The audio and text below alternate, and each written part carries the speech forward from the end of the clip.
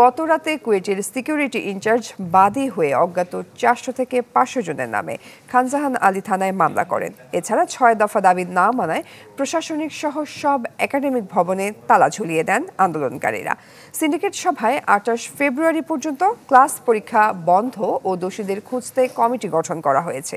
তবে কুয়েট ছাত্রদল নেতাদের দাবি হামলায় তারা জড়িত নয়। গেল মঙ্গলবার ছাত্র রাজনীতি ইস্যুতে কুয়েট ছাত্রদল ও সাধারণ শিক্ষার্থীদের মধ্যে সংঘর্ষে আহত হয় অর্ধশতাধিক।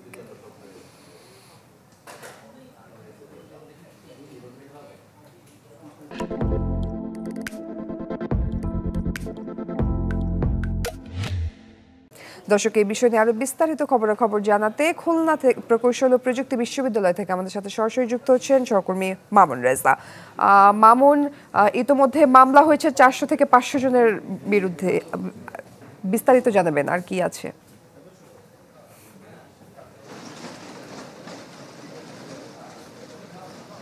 জয়ী, খুলনা প্রকৌশল ও প্রযুক্তি বিশ্ববিদ্যালয়ের শিক্ষার্থীরা তাদের উপর হামলার প্রতিবাদে আজ বেলা 11টায় ক্যাম্পাসের দুর্বার বাংলা চত্বরে সেখানে তারা বিক্ষোভ কর্মসূচি এবং সেই সঙ্গে লাল কার্ড প্রদর্শন কর্মসূচি পালন করবে।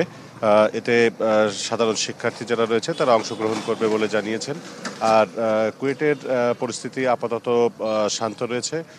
কুয়েট ক্যাম্পাসের বাইরে বিপুল সংখ্যক পুলিশ মোতায়েন রয়েছে যাতে কোনো বিশৃঙ্খলা কিংবা কোনো ঝামেলা না হয় সেই বিষয়টি নিরাপত্তার দায়িত্বের জন্য তারা মোতায়েন রয়েছেন। আর শিক্ষার্থীরা জানিয়েছেন যে তাদের দুটি দাবি এখন পর্যন্ত পূরণ হয়নি। যারা হামলাকারী ছিল তারা ধরা পড়েনি। এছাড়া কুয়েটের উপাচার্য এবং উপ উপাচার্য, ছাত্র কল্যাণ পরিচালক, এই তিনটি পদের কর্মকর্তাদের তারা পদত্যাগ চেয়েছিলেন কিন্তু সেটি পূরণ হয়নি। তারা প্রধান উপদেষ্টা বরাবর একটি আবেদন করবেন যে এই তিনটি পদে নতুন কাউকে নিয়োগ দেওয়ার জন্য। আর গতকাল রাতে কুয়েটের সিকিউরিটি ইন্সপেক্টর মনিরুজ্জামান লিটন বাদী হয়ে 400 থেকে 500 জনকে আসামি করে মামলা করেছেন। আর এর আগে সংঘর্ষের পর 5 জনকে আটক করেছিল পুলিশ। তাদেরকে যাচাই বাছাই করে তাদের মধ্য থেকে এই মামলায় গ্রেপ্তার দেখানো হতে পারে। আর কুয়েটের ঘটনার প্রেক্ষিতে গতকাল ছাত্রদল একটি সংবাদ সম্মেলন করেছিল। আজ ছাত্র শিবিরের কেন্দ্রীয় সভাপতি তিনি খুলনা প্রেস ক্লাবে দুপুর 12টায় একটি সংবাদ সম্মেলন করবেন। জয়ী। মামুন, ধন্যবাদ আপনাকে।